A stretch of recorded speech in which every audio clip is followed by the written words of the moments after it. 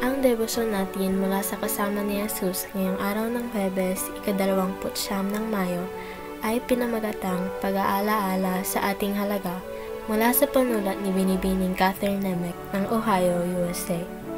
Atin pong basahin ang Mateo Kabanata 10, talata 26 hanggang 31, at ating bigyang atensyon ang Mateo Kabanata 10, talata 31 na ganito ang sinasabi. Sinabi ni Jesus, "Kaya huwag kayong matakot, higit kayong mahalaga kaysa maraming maya." Sa tabi ng aming pintuan sa harap ay mayroon kaming isang window box na puno ng mga halamang namumulaklak sa tag-araw at mga pine garland sa taglamig.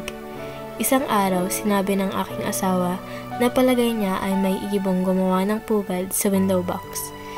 Bigla akong lumabas at ginalaw ang isang garland upang makita ko. Isang takot na hinaing ibon ang agad na lumipad palabas ng kanyang pugad sa ilalim ng garland at tumambad sa akin ang 5 itlog na kasing laki ng olibo. Maingat ko itong tinakpan at pumasok na ako sa loob ng bahay. Sumisilip kami sa bintana buong gabi, hinihintay ang pagbabalik ng ibon. Ngunit wala kaming marinig na huni ng ibon, wala ring paggalaw. Labis kaming nag-aalala, iniisip namin kung ano ang mangyayari sa kanyang mga itlog. Humiga ako mabigat ang puso, nakonsensya ako at nakapagdulot ako ng stress sa ibon at sa posibleng pagkasira ng kanyang pamilya. Kinaumagahan, buong ingat kong tiningnan kung nakabalik na ang ibon. Laking pasasalamat ko nang makita ko siyang kumikislot sa ilalim ng mga dahong inilagay niya upang makanlungan ang kanyang mga itlog. Natuwa kaming makakita ng mga sisyo pagkaraan ng ilang araw.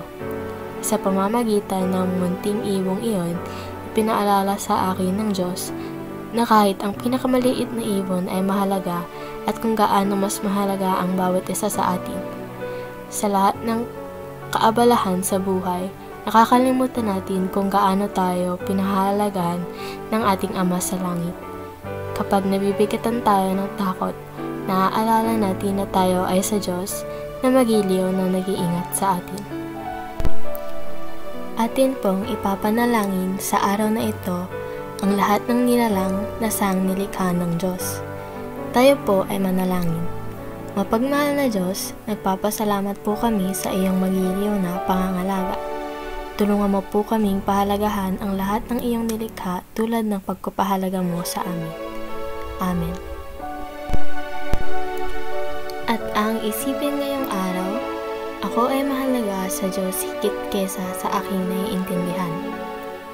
Isang mapagpalang araw po sa ating lahat.